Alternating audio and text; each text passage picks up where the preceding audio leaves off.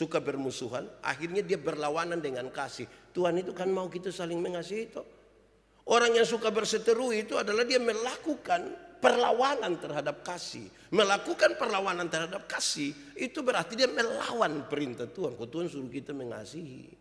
Hidup oleh roh, maka kamu tidak akan mengikuti keinginan daging. Keinginan daging berlawanan dengan keinginan roh. Barang siapa menjadikan dirinya milik Kristus, ia telah menyelipkan segala hawa nafsu dan keinginan daging. Jikalau kamu hidup oleh roh, baiklah hidup kita juga dipimpin oleh roh. Dan janganlah kita gila hormat, janganlah kita saling menantang dan saling mendengki. Jangan. Berilah hidupmu dipimpin oleh roh. Seluruh kegiatan jasmania kita, makan, tidur, nonton, baca, macam-macam, harus digerakkan oleh roh. Supaya kita berbeda dengan orang-orang yang tidak dituntun oleh roh. Merendahkan dirilah di hadapan Tuhan Allah.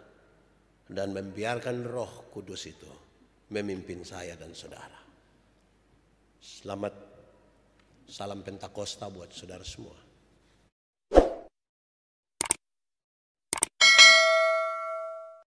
Untuk pemberitaan firman Tuhan, mari berdoa.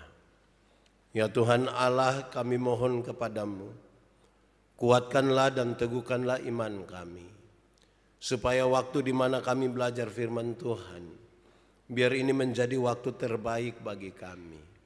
Kami mohon Tuhan oleh kekuatan Roh Kudus-Mu, kami diajarkan untuk mengerti, kami dimampukan untuk melakukan apa yang harus kami lakukan sebagai bagian dari pesan-pesan firman Tuhan hari ini.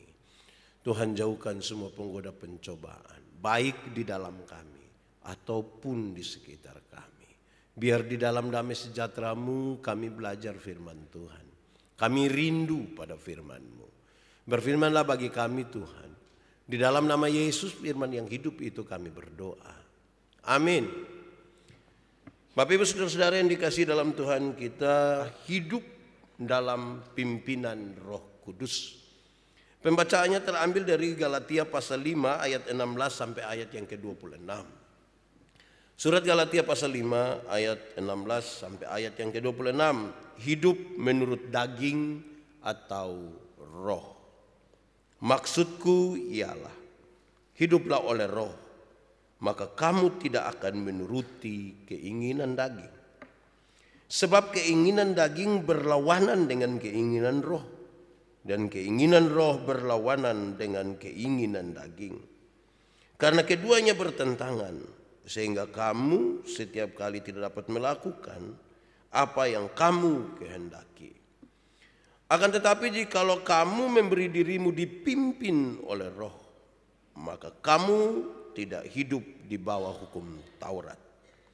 Perbuatan daging telah nyata, yaitu percabulan, kecemaran, hawa nafsu, penyembahan berhala, sihir, perseteruan, perselisihan, iri hati, amarah, kepentingan diri sendiri, percideraan, roh pemecah, kedengkian, kemabukan, pesta pora, dan sebagainya.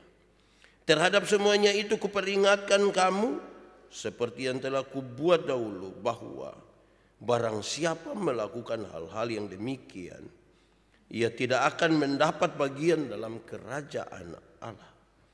Tetapi buah roh ialah kasih, sukacita, damai sejahtera, kesabaran, kemurahan, kebaikan, kesetiaan, kelemah lembutan, penguasaan diri. Tidak ada hukum yang menentang hal-hal itu. Barang siapa menjadi milik Kristus Yesus, ia telah menyalibkan daging dengan segala hawa nafsu dan keinginannya. Jikalau kita hidup oleh roh, baiklah hidup kita juga dipimpin oleh roh. Dan janganlah kita gila hormat, janganlah kita saling menantang dan saling mendengki. Demikian firman Tuhan. Berbahagia setiap orang yang mendengar firman, memelihara dan melakukan dalam hidup setiap hari. Haleluya. Bapak Ibu Saudara-saudara, shalom. Agak kuat sedikit. Shalom. Saudara-saudara, kita mulai dari sebutan. Ini sudah biasa saudara dengar, tapi mesti yang jelas. Pantekosta atau Pentakosta? Pantekosta atau Pentakosta? Itu sudah. Penta. Jangan pante. Kalau pante itu di Oetune. Sebutannya adalah Pentakosta, hari yang ke-50. Di hari yang ke-50 setelah kebangkitan Tuhan Yesus ada pencurahan Roh Kudus, dan hari ini kita merayakan itu. Tema yang ditetapkan oleh Majelis Sinode itu hidup dalam pimpinan Roh Kudus, dengan maksud supaya setelah kita mendengarkan pemberitaan firman Tuhan hari ini dalam perayaan Pentakosta ini, saudara, kita menyelidiki hidup kita. Apa memang kita dituntun oleh roh atau kita dituntun oleh daging? Keinginan daging atau keinginan roh? Supaya kalau kita hidup di dalam keinginan daging, dituntun oleh keinginan daging, mestinya kita kembali kepada yang benar, yaitu roh. Saudara-saudara, karena itu di bagian paling pertama saya ingin mendefinisikan lebih dahulu. Kalau roh berarti lawannya daging. Daging itu seperti apa, saudara? Di dalam Alkitab ketika berbicara tentang daging, kedagingan, keinginan daging, maka daging itu adalah gambaran tentang kehidupan jasmani dari manusia. Setiap kali berbicara tentang daging, kita bicara tentang kehidupan jasmani dari manusia. Tidak ada yang salah toh kalau kita hidup dalam urusan jasmani, tidak ada yang salah. Tapi keinginan yang menuntut kita itu yang nanti sebentar kita renungkan lebih. Gambaran tentang kekuatan dan kearifan manusia. Waktu bicara tentang daging, dia bukan saja bicara tentang jasmani, tapi dia bicara tentang kekuatan dan kearifan manusia. Semua yang ada dari manusia, baik kekuatan, baik kearifan manusia. Nah, itu kedagingan. Atau saudara-saudara, daging itu berkaitan dengan gambaran tentang sifat manusia yang jahat dan penuh dosa. Waktu bicara tentang daging, kita bicara dengan sifat-sifat manusia yang penuh dengan kejahatan dan penuh dengan dosa. Lalu apa itu roh? Apa itu keinginan roh? Roh itu berkaitan dengan roh Allah, roh Tuhan. Dan ini sangat mengacu terhadap Roh Kudus. Jadi bicara tentang roh, hidup yang dituntun oleh Roh Kudus. Sudah jelas saudara-saudara bahwa kita sementara ada dalam perayaan Pentakosta ini.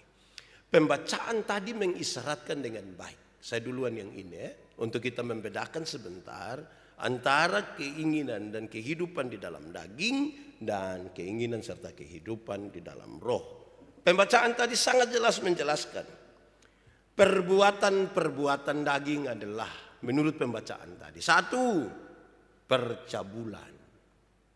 Apa itu percabulan? Percabulan itu adalah hal-hal yang berkaitan dengan cabul. Cabul itu apa? Kotor. Cabul itu berkaitan dengan tidak senonoh, melanggar akan kesopanan dan kesusilaan. Itu disebut cabul.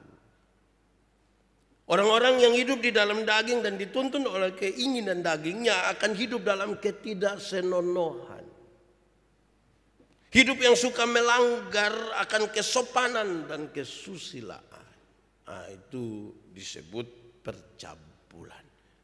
Menurut pembacaan ini daging ini. Kedua disebutkan kecemaran. Apa itu kecemaran, saudara? Segala sesuatu yang membuat manusia tidak layak datang di hadapan Tuhan, itu namanya cemar.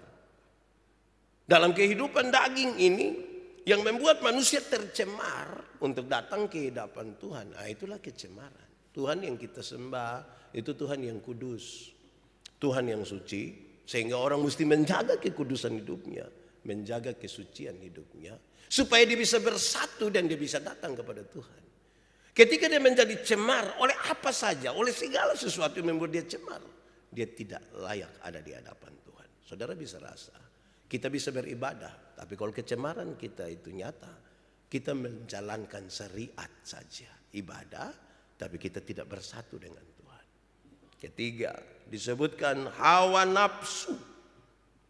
Apa itu hawa nafsu, saudara? Hawa nafsu itu sesungguhnya berurusan dengan bersiap untuk kesenangan dan tidak mau untuk mengendalikan diri, melakukan kesalahan dengan sengaja dan tidak segan-segan dia melakukan walaupun dia tahu itu salah. Setahu salah nah bikin. Baru tidak segan-segan mau di hadapan orang kok atau di mana. Itu artinya apa? Hawa nafsu. Nafsu saja tidak apa-apa. Tidak apa-apa yang dimaksud adalah seseorang manusia Tuhan ciptakan dengan satu hal yang dia pun nama nafsu. Kalau orang hidup itu dia tidak ada nafsu, itu yang susah itu. Nafsu makan misalnya. Susah itu. Tapi dia pun soal kalau tambah kata hawa. Kalau hawa saya artikan dengan udara, udara ada di mana-mana. Jadi hawa nafsu berarti nafsu di mana-mana. Nah, itu yang masalah itu. Itu keinginan daging. Lanjut. Penyembahan berhala. Penyembahan berhala itu disebutkan sebagai perbuatan daging. Apa itu penyembahan berhala? Penyembahan berhala adalah pemujaan terhadap apapun, pemujaan terhadap apapun selain dari Tuhan. Kan manusia ini mesti menyembah Tuhan. Ketika dia menyembah selain daripada Tuhan, itu penyembahan berhala. Apakah dia menyembah patung-patung? Apakah dia menyembah dia pun diri sendiri? Kadang-kadang kita ini bisa sembah kita pun diri sendiri juga. Dia pun alis, dia pun perut. Lama kita sudah diberhala bagi diri sendiri. Kita pun pikiran sendiri kita sembah. Segala sesuatu selain Tuhan yang kita sembah itu penyembahan berhala. Berikut. Sihir. Saya kira untuk sihir saya tidak usah jelaskan panjang lebar. Tapi sihir itu berarti menggunakan ilmu sihir. Kuasa gelap. Suwangi. Pakai obat, mulai dari obat nona sampai obat apalah begitu. Itu kuasa, itu daging. Di sini ada yang pakai obat nona. Jangan pakai kuasa gelap lah.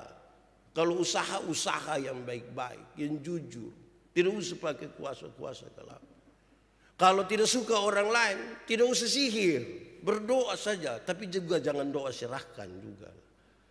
Pokoknya berjuang saja, berusaha saja. Tidak usah, oh kita pun hidup ini kenapa harus taruh pada kuasa-kuasa kegelapan. Tuhan tidak suka. Yang berikut, perseteruan. Perseteruan itu berarti suka bermusuhan.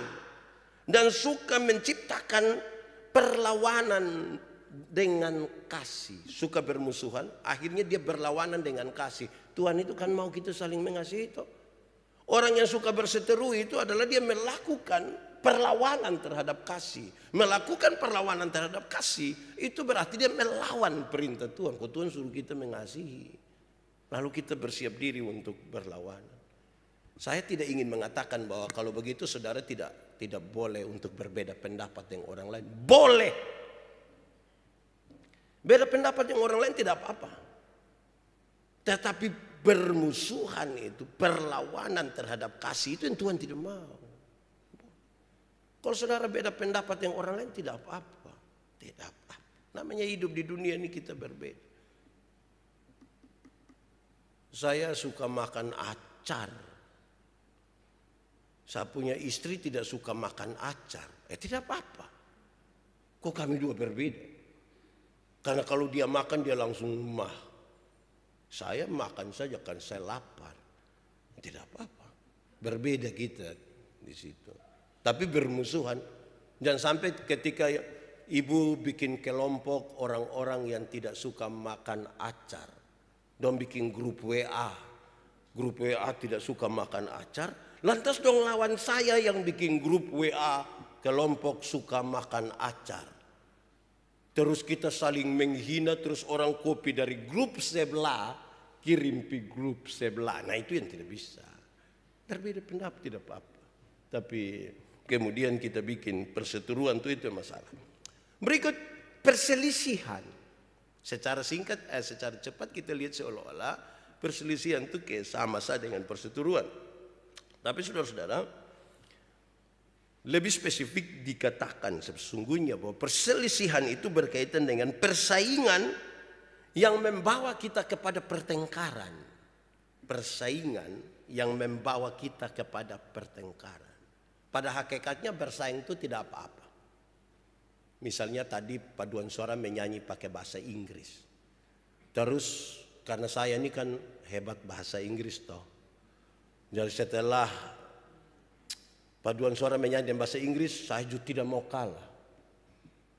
Waktu khotbah saya pakai bahasa Inggris semua. Terus orang tanya, Pak Pendeta, kenapa sampai Pak khotbah pakai bahasa Inggris sampai kami separuh tidak mengerti ini? Oh biar supaya paduan suara tahu saya juga bisa. Nah, yang begini ini yang bawa pada pertengkaran. Itu yang disebut nama perselisihan. Kalau persaingan saya tidak apa-apa toh. Sebab kalau bayangkan kalau kita perselisihan bawa pada persaingan bawa pada pertengkaran itu tuh berbahaya. Kalau kita hidup bertetangga yang di sebelah itu ada tumis sayur, yang di sebelah itu tidak mau kalah, dia bilang kas panas minyak, kas panas minyak. Setelah minyak panas anak-anak dong kasih tahu mama bawang tidak ada. Terus Mam Tobin sudah percik-percik air juga tidak apa-apa sudah. Ini lama-lama baku bunuh ini gara-gara ini. Itu keinginan daging. Lanjut. Pembacaan tadi disebutkan iri hati. Hidup itu jangan iri hati, itu kehidupan daging sekali. Iri hati itu saudara adalah keinginan untuk melebihi seseorang, bahkan dengan menginginkan apa yang bukan menjadi miliknya sendiri. Itu iri hati. Iri hati itu berkaitan dengan keinginan untuk melebihi seseorang. Jadi tidak mau orang lain lebih. Dia ingin lebih dari seseorang dengan menginginkan apa yang bukan menjadi miliknya. Bukan dia pemilik, tapi dia menginginkan itu supaya dia bisa lebih dari orang lain. Nah, itu iri hati. Iri hati. Saya suka pakai definisi lain. Iri hati ialah lebih baik saya rugi asal engkau rugi lebih banyak daripada saya untung, tapi saudara untung lebih banyak. Itu hari saya pakai contoh begini. Ada dua orang yang sama-sama suka iri hati, dorang dua berdoa kepada Tuhan. Karena Tuhan tahu dorang dua suka iri hati, Tuhan suruh malaikat datang. Karena kamu dua suka iri hati, maka satu saja yang berdoa, yang satu tidak usah berdoa. Tapi yang berdoa ini dia minta apa? Yang tidak berdoa akan dapat 2 kali lipat. Jadi kalau yang berdoa dia minta motor 1, yang tidak berdoa akan dapat motor 2. Di antara kamu dua siapa yang berani berdoa? Woi, dua-dua tidak mau. Ini bahaya. Akhirnya karena dua tidak mau, tarik lot. Waktu tarik lot, saya yang harus berdoa. Ini saya pikiran ini. Kalau saya minta kaya, nanti kau Paul lebih kaya. Wah, saya bahaya. Akhirnya saya berdoa, Tuhan tolong kasih saya mata buta 1. Kalau saya mata buta 1, kau Paul buta berapa? Buta 1 rugi kok tidak? Buta 1 rugi kok tidak? Rugi. Tapi lebih senang lihat orang buta 2 toh. Itu yang disebut nama iri hati. Saya rugi asal engkau rugi lebih banyak. Pulang gereja ada orang bawa motor lari hampir tabrak kita kaget, sili lewat 20 meter dia jatuh. Brrr, kita bilang apa? Mampus. Picek kita pembapa yang jatuh. Senang sekali lihat orang susah dan susah sekali lihat orang senang. Itu iri hati. Lanjut, amarah. Menurut pembacaan tadi, amarah itu perbuatan daging. Amarah itu apa? Amarah itu sangat berkaitan dengan kemarahan yang meluap-luap. Kadang-kadang dia marah sembarang. Pukul meja, banting kursi, banting ini organ, lempar TV.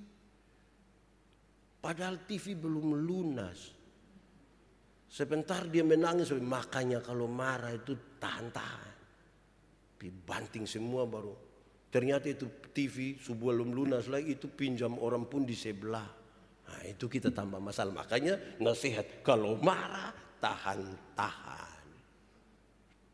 Misalnya ada orang yang tadi sudah buta 2 itu.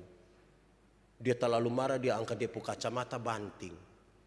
Terus orang panggil dia, mari makan sudah. Dia jalan ke mana coba? Dia setengah mati. Makanya kalau marah tahan-tahan. Jangan suka amarah meluap-luap. Marah tuh boleh. Ayub marah dia pu istri toh. Kan dia pu istri bilang, masa engkau percaya kepada Tuhan? Luka-luka dari ujung kaki sampai ujung rambut ini. Kutukilah dia dan matilah. Ayub yang kau bicara seperti perempuan gila. Apa yang kau mau terima yang baik dari Tuhan, yang tidak baik yang kau tidak mau terima. Dalam semua itu Ayub tidak berbuat dosa dengan mulutnya. Kan dia marah dia istri pu sifat, bukan marah istri pu badan. Kalau marah istri pu badan itu pasti isi bermuncul, pimana kok. Saya lebih suka orang lain pu istri ini. Ah itu marah. Lanjut. Kepentingan diri sendiri. Ini terlalu banyak ini perbuatan daging yang ditulis. Kepentingan diri sendiri itu berkaitan dengan segala sesuatu yang sangat berkaitan dengan berpusat pada diri. Dia tidak pikir orang lain. Yang dia pikir itu hanya dia pun diri. Yang dia pikir itu hanya dia pun keuntungan. Yang dia pikir itu hanya soal-soal dia saja. Dia tidak pernah pikir soal orang lain. Itu kepentingan diri sendiri. Pokoknya kalau ada makan itu dia tidak pikir orang. Dia pikir dia pun diri sah. Dia bangun, dia bagi memang bagi habis, dia bagi tambah, dia isi dia putas. Habis itu dia panggil dia pu anak lagi, isi dia pu anak putas. Nah orang lain makan apa? Itu kepentingan diri sendiri. Keinginan daging. Lanjut lagi. Percideraan.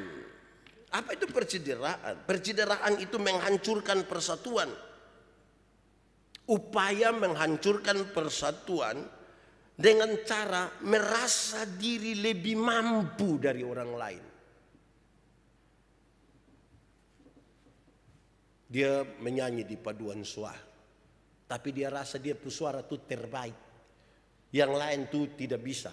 Jadi hampir-hampir dia 4 suara itu dia bawa semua. Nah, itu dia mau bikin rusak persatuan itu di paduan suara. Lama-lama nanti yang separuh yang sudah kasih Pak Manobe menyanyi sendiri sah. Kok 4 suara dia bawa sendiri. Kadang-kadang dia mau bikin diri inti itu mau menonjol dengan tiba-tiba.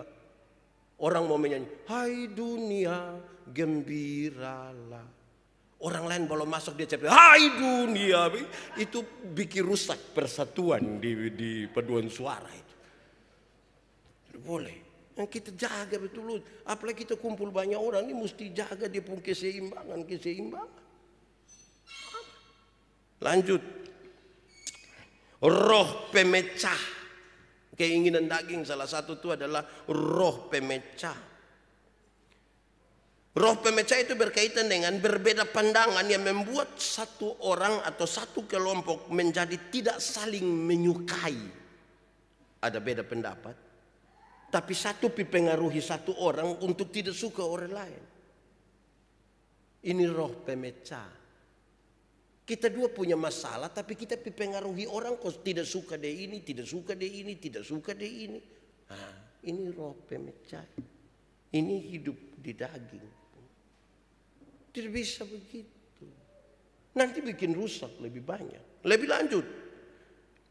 Kedengkian. Kedengkian ini, kalau tadi so ada rasa iri, sekarang tambah kedengkian. Saya coba periksa teks ini, dia berkaitan dengan begini. Kedengkian itu adalah rasa iri karena orang lain memiliki banyak hal. Dia tidak suka kalau itu orang memiliki banyak hal. Itu orang so cantik lah, kaya lah, disukai lah, disenangi lah, punya sertifikat tanah lain punya. Dia tidak suka. Itu kedengkian itu. Dia tidak suka, dia tidak bersaing, tapi dia tidak suka saja. Pokoknya dia tidak suka lihat orang lain lebih-lebih itu. Orang pakai sepatu baru dia lihat sih. Tahu bayar berapa kali. Kok orang punya sepatu nak kenapa? Beli toh. Kita ini kadang-kadang lihat orang kita tidak apa kita suka omong. Apalagi kalau orang maju dia baju merah. Tertahu ini yang tahun lalu kok kapan? Kita ini pun hidup terlalu kepo lah dari orang lain. Itu roh kedagingan itu. Tidak boleh ada itu. Hidup dituntun oleh yang begini-begini kita bisa stres. Lanjut. Kemabukan. Kemabukan. Saudara, kemabukan itu sesungguhnya berkaitan dengan begini. Kemabukan membuat orang seperti tidak lagi dapat mengenal dirinya sendiri. Dia tidak bisa lagi bekerja. Tidak lagi akan memuliakan Tuhan Allah. Kau hidup dalam kemabukan. Tiap hari dia mabok. Mabok ini jangan pikir hanya mabok sopi. Mabok anggur. Jangan hanya pikir itu. Ini anak-anak dong. Ini kadang-kadang mabok game itu. Dia lawan dia pu bapa. Bapak juga. Kalau satu kali dia tidak pegang dia pun HP kok main game itu dia rasa dunia ini kemabukan. Dia sudah tidak lagi kerjain, dia tidak lagi memuliakan Tuhan. Dia tidak kenal dia pun diri siapa. Istri panggil kau bilang, "Papa mari kok kita pikir jadi sabar ini sudah pun stage terakhir ini, sabar. Padahal kalah terus." Itu kemabukan. Mabuk judi. Yang sekarang ini judi online ini sudah lalu. Bikin banyak suami-suami ini mabuk judi. Ada kok yang dia pu suami mabuk judi? Tidak ada bapak. Saya pu istri dong yang mabuk judi. Jadi jaga baik-baik kita jangan mabuk. Itu keinginan daging itu saudara. Lanjut. Pesta pora. Pesta pora. Apa itu pesta pora? Pesta pora adalah keributan bersama-sama. Keributan bersama-sama dalam sebuah perayaan yang merendahkan akhlak. Pesta saya tidak apa-apa. Pesta pora ini membuat orang pu akhlak jadi rusak. Dia hanya mau pesta kadang-kadang dia sembarang saja. Dan selalu mengganggu ketertiban orang lain. Itu pesta pora. Kehilangan akhlak dan mengganggu ketertiban umum. Orang lain terganggu. Beli tape satu saya putar sampai jam 3 pagi. Sampai buka baju kau putar-putar begini. Nah, ini pesta pora ini. Itu tidak benar itu. Mengganggu oleh orang pikas tabe om tolong kasih kecil tape sedikit. Kenapa? Ada bayi satu sakit di sebelah. Pikas tahu itu bayi ya. Ada tambah 2.000 di sepu tape. Ah ini sudah salah ini. Hei ini jemaat agape dong jangan pesta pora. Nah, gitu. Pesta kecil-kecil tidak apa-apa ya. Kayak ada yang ulang tahun ini hari terus ajak bakar apa ya itu tidak apa-apa itu baik itu. Itu kayak orang kayak suka tunggu undangan lah kalau kayak begitu ya. Amin kok. Nah, saudara, itu keinginan daging. Terlalu banyak ditulis di situ. Sebenarnya bisa banyak, tapi nanti kita gereja kedua tidak bisa nanti karena terlalu banyak khotbah. Nah, sekarang saudara, langsung saja kasih tahu. Orang yang hidupnya dituntun oleh roh, dia kasih tahu di ayat 22-23. Dia kasih tahu, pertama, buah roh itu kasih. Orang yang dia hidup dituntun oleh roh itu ada kasih. 10 hukum Taurat itu dijabarkan jadi 613 pasal. Dari 613 pasal itu ada penjabaran dalam peraturan hidup setiap hari itu jumlahnya ribuan. Tuhan menyimpulkan dia dalam 2 kalimat. Mengasihi Tuhan, mengasihi sesama. Dari 2 kalimat itu Tuhan Yesus menyimpulkan hanya 1 kata. Yaitu apa? Kasih. Itu hidup dituntun oleh roh. Di dalam hukum ini tergantung seluruh hukum Taurat dan kitab para nabi. Kasih. Saudara tahu tapi saya harus bicara ulang karena konteksnya kita bicara tentang kasih. Kasih ialah kebaikan tidak terpatahkan oleh apapun dan tidak akan pernah berubah menjadi kebencian. Itu kasih. Kasih itu kebaikan, bukan kejahatan. Tidak terpatahkan oleh apapun, tidak akan pernah berubah menjadi kebencian. Karena begitu besar Allah mengasihi dunia ini. Tuhan mengasihi dunia. Apakah dunia mengasihi Tuhan? Tidak. Lalu apakah karena dunia tidak mengasihi Tuhan, Tuhan Allah berhenti mengasihi dunia? Tidak. Apakah Tuhan membenci manusia? Tidak. Itu kasih. Setiap orang yang dituntun oleh Roh, dia memiliki kasih. Dalam kasih itu relasi dia dengan Tuhan aman. Relasi dia dengan manusia aman. Dengan suami aman. Dengan istri aman. Dengan anak-anak aman. Kakak-kakak, adik-adik, ipar-ipar, mama mantu, bapak mantu. Aman. Nah itu kasih. Dan itu aman tuh aman betul-betul dari hati. Itu kasih. Kalau tidak saudara-saudara, kita pun hidup tidak dituntun oleh Roh. Kasih itu yang membuat kita tidak bisa omong orang bilang, seseorang tidak boleh mengatakan, saya terlalu mengasihi Anda tapi saya tahu luput sifat asli begini, maaf. Itu bukan kasih, itu egois namanya. Kalau hanya bisa mengasihi orang yang mengasihi engkau, apakah jasamu? Saya suka pakai perbandingan ini, perbandingan dengan ibu-ibu yang melahirkan. Ibu-ibu kan sakit melahirkan. Ibu-ibu sakit melahirkan, suami tidak tolong toh. Suami hanya dari luar kau bilang Yesus, tapi tidak tolong. Tapi ibu-ibu tetap sayang suami toh. Su bilang Yesus lagi, dia bayangkan kira-kira ini anak muka ke siapa. Kan paling-paling. Ini anak-anak dong ju, ibu-ibu dong, bapak-bapak dong gendong. Jam 2 pagi ju tetap gendong. Mama bapak pun jam tidur. Anak-anak pun jam bangun. Anak-anak pun jam tidur. Mama bapak pun jam bangun. Ini orang dong tua dong tidak tidur gara-gara ini anak dong. Besok-besok orang tua sakit sedikit, saya suruh datang jaga. Sendon dong bakal lagi bilang, mama dan bapak tidak ada anak lagi, hanya saya. Kenapa kasih dong? Kenapa kasih setengah sertifikat kasih dorang? Kasih. Orang tua aja setengah mati anak-anak dorang bicara. Mama, papa. Anak dong mulai lancar baomong. Dong ada suka baomong dan dong pun bapak mama. Dong lebih suka baomong dan dong pun kawan. Kenapa harus kas makan dorang? Kalau dong tidak suka baomong dengan kita, kenapa kas makan dorang? Kasih. Tidak terpatahkan.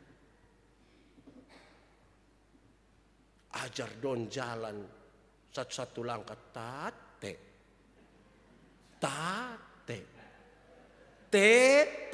Jalan belakang itu. Anda sudah bisa jalan. Ada suka jalan dan dia pun bapak mama. Tapi kenapa kasih makan dorang? Oh kasih. Tidak terpatahkan hanya karena dia begitu. Kasih itu begitu. Kita pun anak dong ini kalau dong mulai SMP. Waduh kita sulit ini. Mau peluk dorang itu sulit sekali. Apalagi di muka dong pun teman. Bapak boleh percaya diri, angkat tangan, taruh di dia anak pun bahu. Dia pun anak hanya main bahu.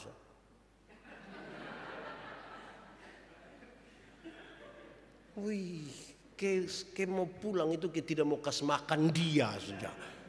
Tapi kenapa kasih makan? Ya kasih, tidak terpatahkan oleh apapun. Itu hidup yang dituntun oleh Roh. Amin kok.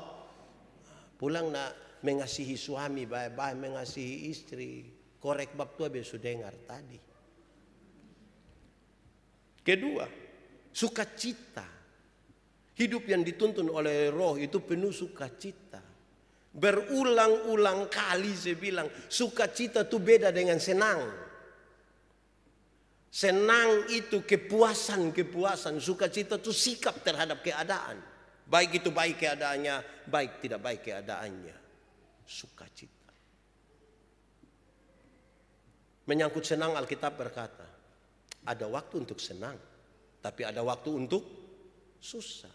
Jadi kalau saudara sementara senang sekarang, sedikit lagi susah. Atau kalau saudara sementara susah sekarang, mungkin sedikit lagi mati. Kan kita juga tidak tahu kita hidup sampai kapan. Tetapi menyangkut sukacita, Alkitab berkata, bersukacitalah senantiasa. Dalam keadaan apapun. Kan kita pun hidup ini susah, senang, menangis, tertawa, sakit, sehat. Tapi sikap terhadap keadaan. Saya suka tanya orang tua dong. Orang tua dorang umur berapa? 90. Sehat kok? Dong bilang begini. Namanya orang tua pun sehat toh. Kalau dia sampai omong begitu dia sadar benar itu ada asam urat itu. Ada kolesterol itu. Tapi dia bersuka cita. Namanya orang tua pun sehat toh. Gitu. Bukan baru asam urat sedikit langsung mati sudah Yesus, aduh Tuhan mati sudah, aduh. Itu lama-lama kita meninggal dunia itu. Jadi sikap terhadap keadaan itu penting toh. Amin kok. Saya baru urus satu orang masalah kemarin. Wih dia bilang bapak mati sudah.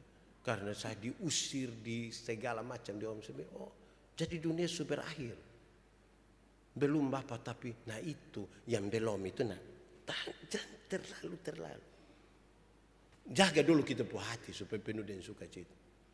Jaga kita punya hati dan segala kewaspadaan toh karena di sanalah terpancar hidup. Ketiga, apa lagi?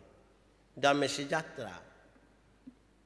Damai sejahtera itu segala sesuatu yang mendatangkan kebaikan bagi umat manusia. Damai sejahtera. Segala sesuatu yang mendatangkan kebaikan bagi manusia itu tidak semuanya manis. Kadang-kadang pahit. Saya pernah bilang pada saudara, kalau kita sakit gigi. Saudara pernah rasa sakit gigi atau tidak? Artis yang cipta dan menyanyi itu lagu yang lebih baik sakit hati daripada sakit gigi. Itu kan dia belum pernah rasa. Sakit gigi itu kita tikam kepala di bawah, kaki di atas. Malam tidak bisa tidur. Orang menyanyi di sebelah kita tersinggung di sini. Terus dalam keadaan sakit itu siapa yang berani kunyah atau kumur air gula? Kenapa kumur air gula sakit gigi? Biar supaya ulat senang bapak dia. Tidak. Untuk kesembuhan obatnya bisa pahit. Untuk mendatangkan kebaikan. Dia obat kadang-kadang pahit. Ada orang yang dia menjalani sebuah kehidupan dalam semacam berat sekali. Terakhir dia bilang, Pak Pendeta, saya baru mengerti. Saya baru mengerti. Oh selama ini lu tidak mengerti. Ada hal yang tapi dia mendatangkan kebaikan. Kesabaran. Apa itu kesabaran? Kesabaran sangat berkaitan dengan bertekun. Bertekun dan bertahan sampai menang. Itu dia nama sabar. Sabar itu bukan sekadar menunggu waktu habis. Tahu pendeta lagi berapa menit ini. Itu bukan sabar. Ini baru poin keempat. Buah roh ada 1, 2, 3. Oh itu bukan sabar. Sabar yang dimaksud adalah ketekunan. Terus berjuang. Tetap betul-betul bertahan. Sampai jadi pemenang. Itu sabar. Pak, waktu saya mulai kerja awal-awal tuh orang hina-hina saya Pak. Pak, waktu saya mengalami kejatuhan itu Pak, orang omong saya, dengar telinga ju panas Pak. Tapi saya sabar. Saya terus bekerja. Gitu toh. Sabar. Itu hidup yang dituntun orang oleh roh. Bukan tidak sabar. Berikut. Ini saya mesti cepat-cepat. Karena itu jam. Nanti ikutlah ibadah kedua supaya lebih panjang. Lanjut saudara-saudara. Kemurahan. Hidup yang dituntun oleh roh itu penuh kemurahan. Kemurahan itu kebaikan yang tersedia untuk banyak perkara. Gitu dia pun catatan. Kebaikan yang tersedia untuk banyak. Ada orang yang dia baik di satu hal, yang lain dia tidak baik. Pokoknya di satu hal itu dia baik sudah. Yang lain tidak. Ada orang yang dia baik di satu hari saja, di hari Minggu itu dia hari baik. Mulai Senin itu, kalau mau baik itu di segala waktu, segala perkara itu yang dia pun nama kemurahan. Di semua penuh dengan kebaikan bagi segala perkara. Lanjut, kebaikan. Apa itu kebaikan? Kebaikan respon. Kebaikan itu ungkapan respon kita terhadap kasih karunia Tuhan. Supaya betul-betul dia tergerak dari sini. Karena yang perbuatan baik itu belum tentu digerakkan oleh kasih dan oleh sesuatu yang benar, oleh Roh Kudus. Semua orang bisa bersikap baik, tapi belum tentu dari hati. Kebaikan itu respon terhadap kasih karunia. Semua orang yang sadar bahwa Tuhan telah mati bagi dia, bangkit bagi dia, naik ke sorga bagi dia, menyediakan sorga bagi dia. Aduh Tuhan, terima kasih. Ini yang bisa saya buat sebagai ungkapan syukur terhadap kasih karunia. Nah, itu kebaikan. Sebab kalau kita tidak begitu, yang kelihatan baik belum tentu dibangun di atas kebaikan. Di hati yang digerakkan oleh Roh, belum tentu. Apalagi kesetiaan. Kesetiaan. Kesetiaan itu berarti tetap kepada janji. Kalau saudara pernah berjanji, saudara mesti setia. Harus. Kesetiaan itu bukan proses satu hari. Kesetiaan itu proses terus menerus. Dari satu hari, besok, lusa, tula, ada tantangan, hampir-hampir mau jatuh. Kita mau belajar setia. Tetap kepada janji. Kadang-kadang orang semua meninggalkan janji itu. Tapi saya mau belajar setia pada janji. Nah, itu setia. Apalagi janji itu selalu melibatkan pihak lain. Berjanji bagi diri sendiri, berjanji bagi Tuhan, berjanji bagi orang lain. Belajar untuk tetap kepada janji. Saudara mesti gitu. Supaya kita jangan terkesan hanya janji-janji sah. Janji-janji tinggal janji. Ke lagu dulu sah. Lanjut. Kelemah lembutan. Saya harus mengatakan kembali. Kelemah lembutan itu terdiri dari dua kata. Lemah dan disambung menjadi kelemah lembutan. Walaupun kami suami-suami di NTT ini biasanya hanya sampai lemah saja. Lembut tidak. Ketika dia lemah baru dia mengerti kelembutan. Kalau sakit, kalau mau mati itu tiba-tiba dia pun lembut. Dia akan bilang,